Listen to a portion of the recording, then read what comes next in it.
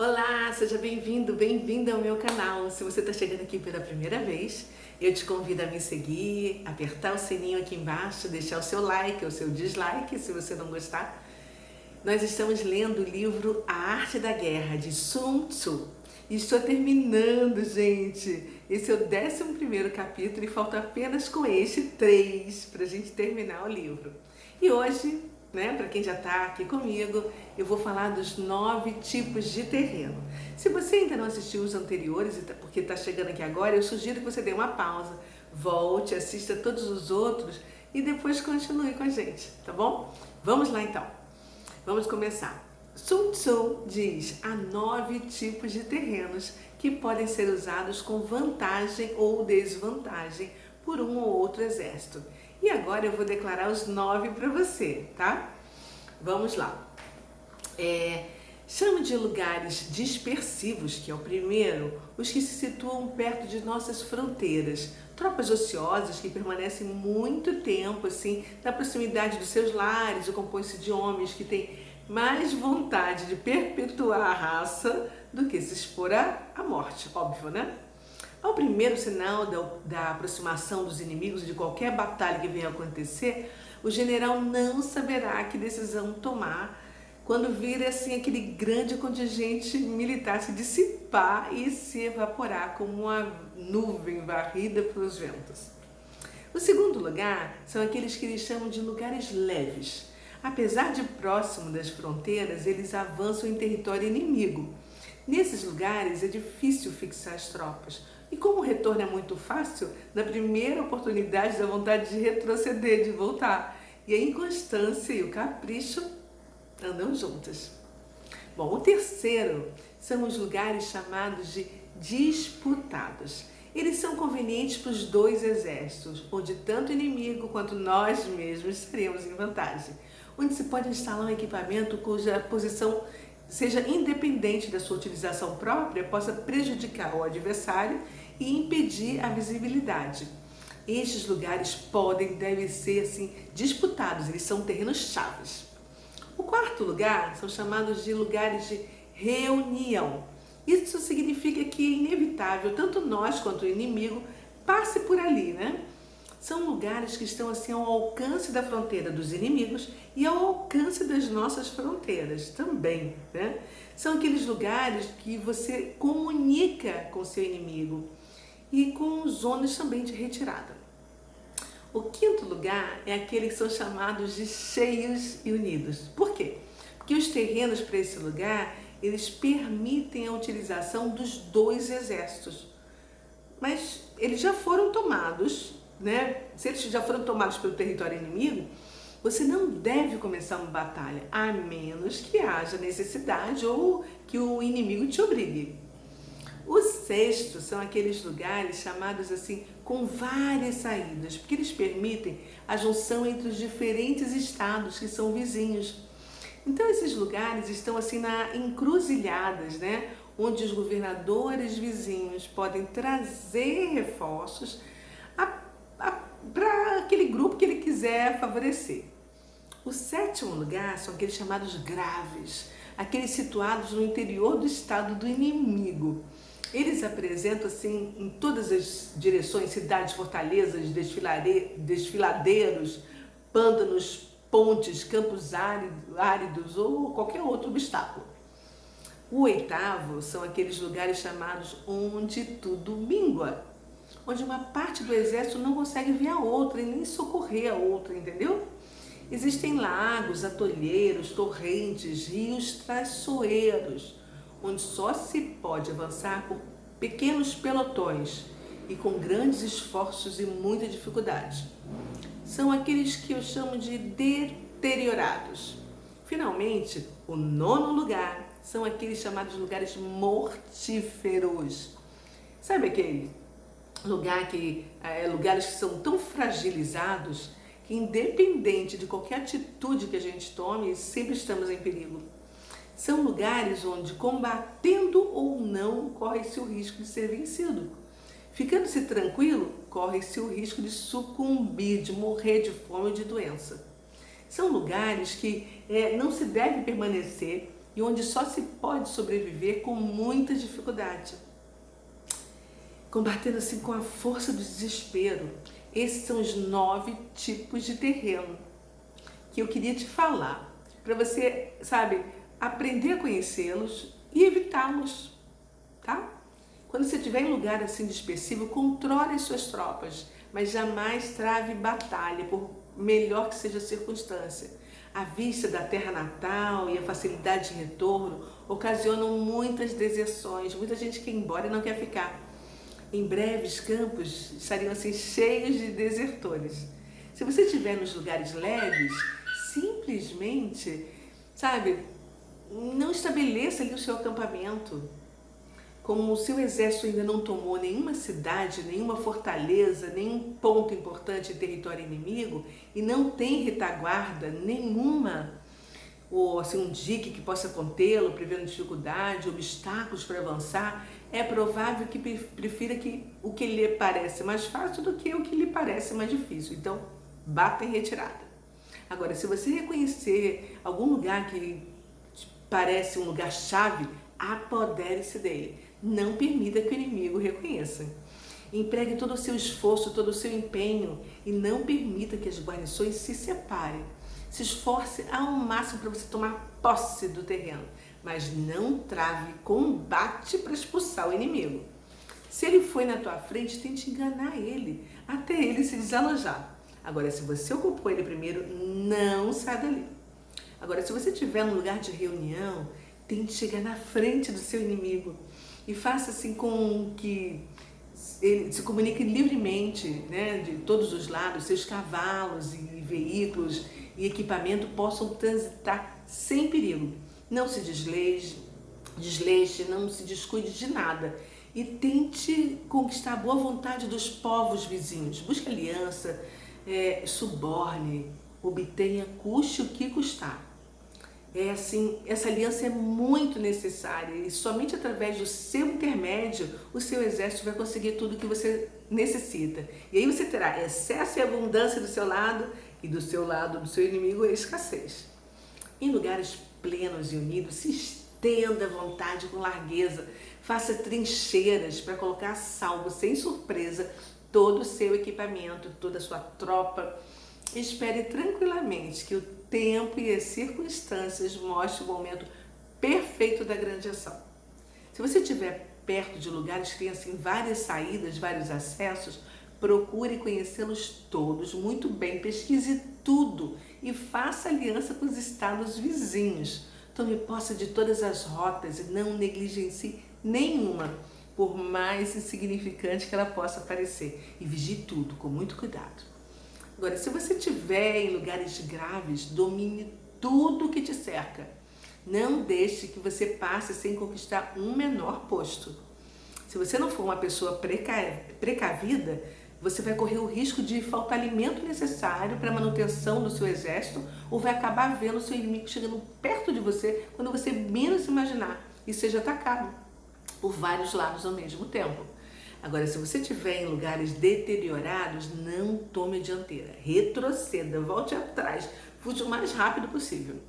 E se você estiver em lugares mortíferos, não pense 2 vezes. Combata, ataque o inimigo, quanto antes melhor. Assim agiam os nossos guerreiros antigamente, esses homens notáveis, hábeis, experimentados em sua arte. Eles tinham por princípio que a maneira de atacar e de se defender não deviam ser necessariamente a mesma, mas eles deviam partir da natureza, do terreno e da posição do exército. Eles falavam também que a parte da frente, que é a vanguarda, e a traseira, que é a retaguarda de um exército, eles não devem ser comandados da mesma forma. Porque o muito e o pouco não concordam por muito tempo. O forte e o fraco, quando juntos, não tardam em se desentender. O alto e o baixo não podem ser igualmente úteis, que as tropas estreitamente unidas podem facilmente se dividir e as divididas dificilmente se reúnem novamente. Eles sempre repetiam que um exército jamais deveria se mobilizar sem estar seguro de alguma vantagem real. E quando não houvesse nada a ganhar, eles tinham que estar tranquilos e proteger o acampamento. Em resumo, eu afirmo que toda a sua conduta militar deve se estabelecer nas circunstâncias que você deve atacar ou se defender, levando sempre em conta se o teatro da guerra se desenrola em seus domínios ou nos domínios do seu inimigo. Agora, se a guerra acontece no seu país e seu inimigo vem te atacar sem ter permitido que você, se prepare com um exército bem forte, querendo anexar o seu exército, reúna prontamente, o maior número de pessoas, junte os seus amigos, aliados, pegue os lugares que o inimigo quer e acelere, ataque ele. Coloque-o na defensiva para colocar tempo. A rapidez é o vigor, a energia, o sangue da guerra. Percorra rotas imprevistas e procure impedir que o inimigo seja abastecido. Assim, barre todos os caminhos, pelo menos faça com que tenha emboscadas ou exijam muito esforço para que sejam conquistados. Os camponeses podem ser muito úteis e servir até melhor do que suas próprias tropas. Mostre para eles que eles devem impedir que injustos saqueadores venham roubar os seus bens, saquear, sequestrar o pai, a mãe, as mulheres, os filhos, etc. Não fique somente na defensiva, ataque de todas as frentes. Faça com que seu inimigo se arrependa de ter vindo te atacar. Force o seu inimigo agressor a se arrepender. Constranja ele a bater em retirada, só levando como troféu a desonra, a humilhação da derrota. Agora, se você for travar a guerra no país inimigo, evite dividir as suas tropas e nunca pense em dividi-la, tá? Que elas estejam sempre reunidas e solidárias, uma ajudando a outra. E procure que elas estejam sempre em lugares férteis e abundantes, pois se as tropas viessem atacar, eles causariam mais devastação do que longos anos de espada inimiga. Se você estiver combatendo em território inimigo, preste muita atenção no que eu vou te dizer. Conduza o seu exército inteiro, realize todas as operações militares em maior sigilo e torne-se insondável. Apenas você deve saber o que fazer e quando deve chegar a hora. Às vezes você pode estar reduzido e não saber para onde ir, nem para que lado vai recorrer. Nesse caso, não se precipite. Espere tudo do tempo e das circunstâncias. Seja inabalável, onde quer que você esteja. Se você se engajou inadequadamente, evite fugir. A fuga causaria sua perda. Morra, mas não recue. Pelo menos você vai morrer com bravura, com dignidade, com honra, orgulho, amor próprio, autoestima. O seu exército, acostumado a ignorar a sua intenção, o seu propósito, ele também vai ignorar o perigo que o ameaça. Ele vai acreditar que você teve as suas razões para agir daquela maneira. Ele vai combater com tanta disciplina e coragem como se estivesse preparado para a batalha. Se você sair vitorioso, a força, a coragem, a determinação dos teus soldados redobrará. A tua reputação crescerá na mesma proporção do risco que você participou. E o teu exército vai ter uma força invencível sob o teu comando.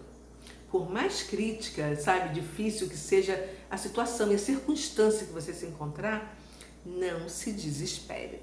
Na ocasião em que tudo inspira temor, não temas. Quando você não tiver com nenhum outro recurso, conte com todos. E quando você for surpreendido, surpreenda o inimigo. Dê, o seu sonho de tal forma para as suas tropas que mesmo sem preparativo, elas se encontram sempre prontas. Se os adivinhos e os astrólogos do exército começam a predizer que tudo vai estar bem, que vocês vão sair vitoriosos, tome posse, receba. Agora, se por outro lado eles não falam coisas vantajosas, não dê ouvidos, mande eles calarem a boca. Isso é uma ordem. Ame as suas tropas e ofereça a eles toda a ajuda. Mude o coração dos seus soldados, acostume-os ao trabalho, eles se fortalecerão. E em seguida tudo vai parecer mais fácil. Os animais, eles assim se detêm, né? E eles emperram quando estão sobrecarregados e tornam-se inúteis quando são forçados. Os pássaros, ao contrário, eles necessitam ser forçados para renderem mais. Já os homens ficam no meio do campo, entre um e outro. É preciso sobrecarregá-los, mas não a ponto deles ficarem sem conseguir mais nada. E é preciso forçá-los com discernimento e medida. Se você quiser tirar o máximo do teu exército, se você quiser que ele seja invencível, faça com que ele se assemelhe a Shuai e Shen. Yen, uma grande serpente que se encontra no monte Shangshan. Quando ela é golpeada na cabeça, imediatamente a sua cauda ataca e revida. Ela dá golpes, gente. Por outro lado, quando ela é martelada na cauda, ela vem com a cabeça, ela vem com tudo. Entendeu? E se ela é golpeada no meio, qualquer outra parte do corpo, tanto a cabeça quanto a cauda atacam. Um exército pode imitar semelhante coordenação? Pode e deve. Alguns soldados do reino de Vu faziam a travessia ao mesmo tempo de um rio, né? Ao mesmo tempo que um outro reino dos seus inimigos. E um vento impetuoso soprou e todos teriam morrido se não tivessem se ajudado mutuamente. Eles esqueceram que eram inimigos e agiram como se fossem amigos e se ajudaram como a mão direita coopera com a esquerda.